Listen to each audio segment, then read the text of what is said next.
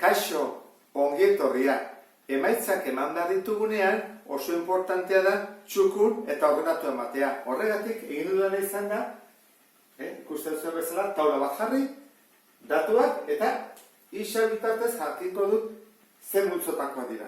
Gogoratu, hortarako bai, multzori txikiena N dela, azpin multzoa dela Z-arena,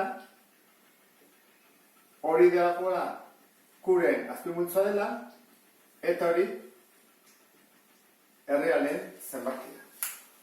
Orduan, hasiko gara lehenengoarekin. 12 laurden. 12 laurden izan daiteke, kukoa ez da, zatikia delako. Baina, egiten baduzu, 12 zati lau, ez da kontatu zean, imanen baduzu, 12 zati lau, 3 da. Eta horrela atatzen da, arrunta, da osoa eta positiboa. Orduan, N baldin bada horre bai. Baina, errekoa ere bai. Ez da?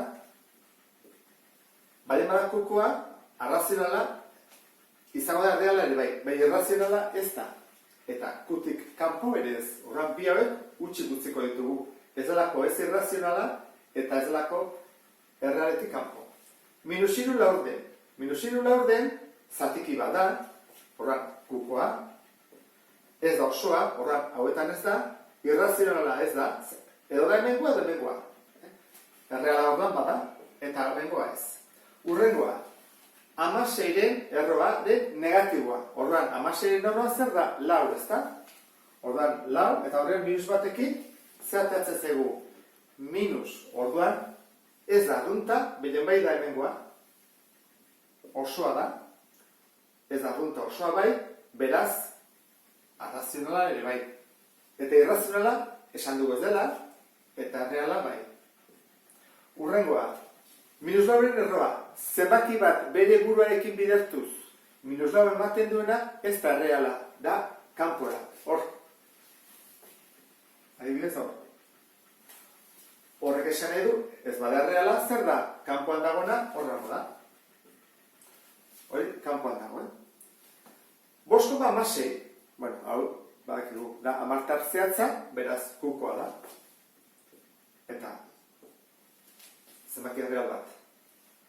Pi. Pi, ezin da zatiki moduan jarri. Beraz ez da arrazionala, da irrazionala.